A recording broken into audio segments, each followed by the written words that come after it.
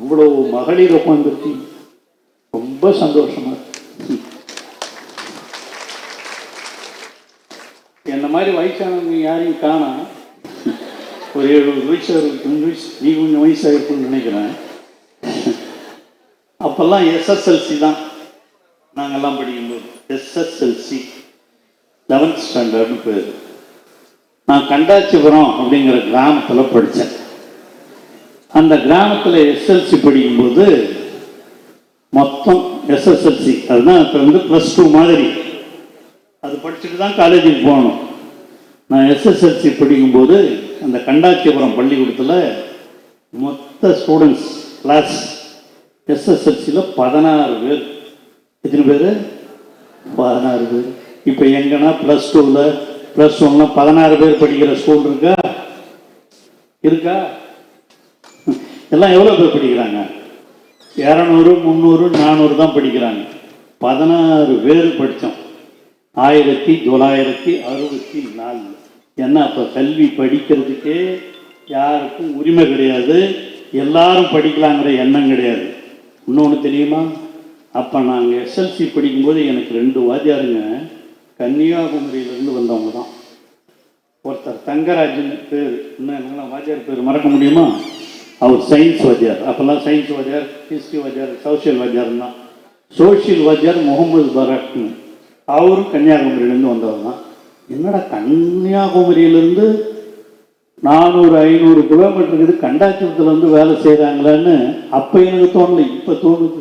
ஏன் வந்தாங்க? அப்போ வாத்தியார்களே நம்ம ஊரில் கிடையாது. படித்தவங்க பூரா கன்னியாகுமரி, திருநெல்வேலி, அங்கேருந்து படிச்சுட்டு இங்கே வந்து வாத்தியாரா பண்ணவங்களும் ரொம்ப பேர் இங்கே செட்டில் ஆகிட்டாங்க. ஏன் அங்கேருந்து வந்தாங்க? அங்கதான் கல்வி கற்பிக்கப்பட்டது. யார் அந்த கல்வியை கற்பித்தது? Christian missionaries. அதான் இன்னைக்கும் கன்னியாகுமரியில் கிறிஸ்துவர்கள் நிறைய படிக்கிறாங்கன்னா அதான் காரணம். இங்க கூட பேசும்போது சொன்னார், நம்முடைய வில்சன் சொன்னார், 3.5% இடஒதுக்கீடு இஸ்லாமியர்களுக்கு கொடுத்தது கிறிஸ்துவர்களுக்கு கொடுத்தோன்னு சொன்னார். நான் அப்போ சிஎம் கூட இருந்தவன். பீட்டர் அல்ஃபோன்ஸ் தான் அப்போ வந்து சொன்னார். அவர் தான் கலைஞர்கிட்ட முறையிட்டார். கலைஞர் என்ன பண்ணார்? மைனாரிட்டிஸுக்கு பூரா 3.5%. ஏன்னா கலைஞர் தான் மைனாரிட்டி சிறுபான்மையினருக்காக மாநில சிறுபான்மையினர் ஆணையத்தை அமைத்தவர். 1989 கலைஞர் தான் ஆரம்பித்தார். அதே மாதிரி சிறுபான்மையினர் பொருளாதாரத்துக்காக ஒரு கழகத்தை உருவாக்கியவர் 1999 கலைஞர் தான் உருவாக்கினார். அதனால சிறுபான்மையினர்லாம் படிக்கணுமான்னு முதலமைச்சர் என்ன பண்ணார்? 3.5% ரிசர்வேஷன் கொடுத்தார். அப்போ வந்து பீட்டர் அல்ஃபோன்ஸ் தான் தலைவரை பார்த்து, எங்களுக்கு வேணாங்க, நாங்கள்லாம் நிறைய படிக்கிறோம், எங்களுக்கு வந்து வேலையில் இருக்கிறோம், 3.5% கூட இருக்கிறது குறைஞ்சிரும் அப்படின்னாரு. சரி, அவர் சொன்ன மாதிரி இஸ்லாமியர்களெல்லாம் அப்போ ரொம்ப கம்மியாக தான் படிச்சுட்டு இருந்தாங்க.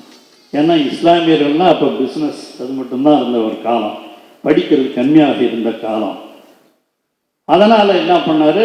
அவர்களுக்கு 3.5% தலைவர் கொடுத்து 3.5% இடஒதுக்கீட்டை கொடுத்து கிறிஸ்துவர்களுக்கு அது கொடுத்ததை எடுத்துட்டார். இன்னைக்கு ஏன் இதெல்லாம்? சிறுபான்மையினுடைய நலன் கருதி செயல்படுகிற ஒன்றுதான் திராவிட மாடல் ஆட்சி. அதை சொல்லிவது கொண்டால்தான் கலைஞர் செய்தார்.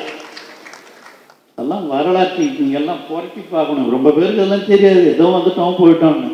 நான் சொன்னேன் இல்லையா, 16 பேர் படித்தோம்னு. அந்த 16 பேர் எஸ்எல்சி ஹைஸ்கூலில் படித்ததில் ஒன்று பொண்ணு, 15 பேர் ஆண்கள். அந்த பொண்ணு பேர் கூட திலகவதியின் பேர். ஏன் சிரிக்கிறீங்க? கிளாஸ்மேட்டுங்க பேரை மறந்துடுவீங்களா நீங்கள்? அந்த மாதிரி கிளாஸ்மேட் 16 பேரில் ஒன்று பொண்ணு. அந்த காலம் 1964 நான் எஸ்எல்சி படிக்கும்போது. இப்போ அதே ஊருக்கு நான் போனேன், கண்டாச்சிபுரத்துக்கு. அங்கே நான் தான் அமைச்சராக இருக்கும்போது கேர்ள்ஸ் ஹை ஸ்கூல் தனியாக கொண்டாங்க. அந்த வாத்தியார் ஹெட்மாஸ்டரை கூப்பிட்டு கேட்டேன், பாய்ஸ் ஸ்கூலில் எத்தனை பேருப்பா +2 படிக்கிறாங்கன்னு கேட்டேன். அவர் சொன்னார், 400 பேர் படிக்கிறாங்க சார். அங்கே பக்கத்தில் அந்த விமன்ஸ் ஸ்கூல் அவங்களும் இருந்தாங்க. உங்கள் ஸ்கூலில் எத்தனை பேருமா படிக்கிறாங்கன்னா 460 பேர் படிக்கிறாங்க சார்.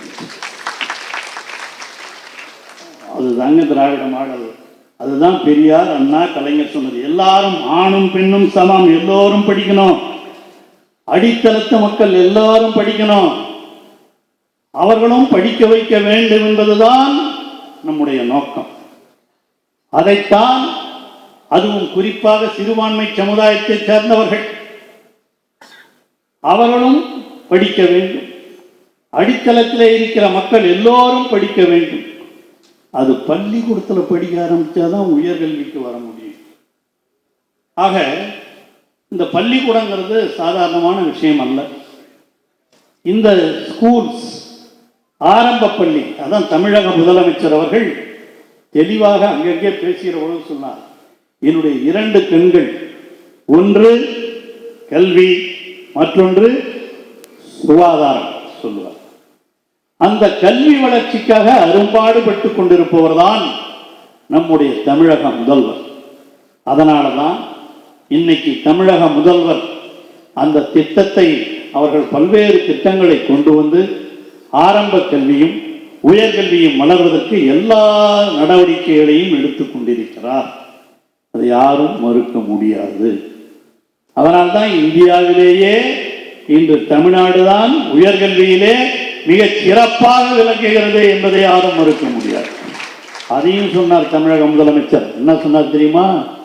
எண்ணிக்கையை உயர்த்துவது மட்டும் நம்முடைய நோக்கம் அல்ல, எண்ணிக்கையை உயர்த்துவது மட்டும் நோக்கம் அல்ல, தரத்தையும் உயர்த்த வேண்டும்.